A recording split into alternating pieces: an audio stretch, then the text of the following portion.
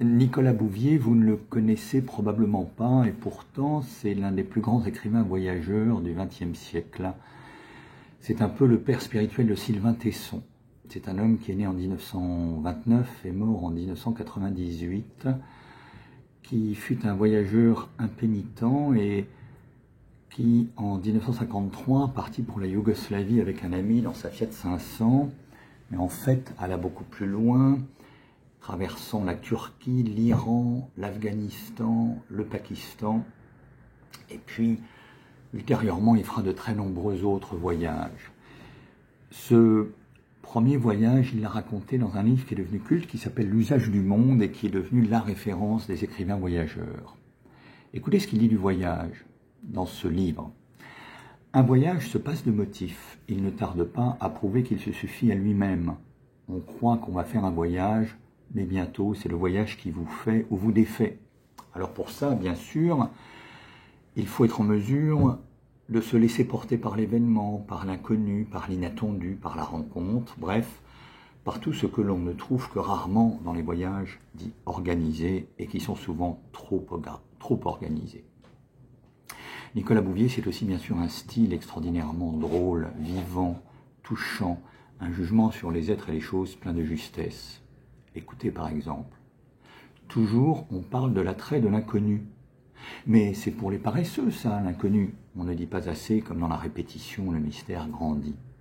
La femme à laquelle vous êtes retourné 10 000 fois, comme elle s'enténèbre et se multiplie. Chaque matin, il y a de nouvelles lieux à parcourir sur ce seul visage, et des provinces entières dont j'en ne sais rien encore. Ou alors, c'est tout de même plus drôle d'être amoureux que d'être informé. Un homme averti en vaut deux, mais il ne vaudra jamais le quart d'une dupe amoureuse de la vie. Voilà, Nicolas Bouvier a vécu également à 2 reprises au Japon. Et là, il va nous rapporter les névroses d'un pays fermé sur lui-même, plein de courbettes. Et ce livre intitulé « Le vide et le plein, carnet du Japon », je vous en lis quelques extraits. Le japonais déteste ce qui sépare et l'affirmation sépare. Les gentils et les justes, l'ivraie et le bon grain, c'est bon pour un occidental. Ce qu'il ne peut trouver d'invitation à trancher, à quitter, à se déprendre. Mais l'Orient a été levé par des sages qui harmonisent et qui rassemblent. Sa pensée est moins embarrassée que la nôtre par l'opposition des contraires. Et un peu plus loin. Ici, les réactions prescrites l'ont toujours emporté sur les réactions spontanées. La bête noire des Japonais, c'est l'improvisation. C'est pourquoi ils préfèrent éviter l'étranger qui ne sait pas ce qui est convenable et qui, par ses bévues, va les mettre en demeure d'improviser. Le Japon, il est comme le bambou, son arbre, gracieux, dur, des sensibilités et des frémissements au bout des branches, vernissés à l'extérieur et creux dedans. Toutes ces simagrées, hiérarchies, points d'étiquette, ne sont là que pour excuser et dissimuler un noyau de vide.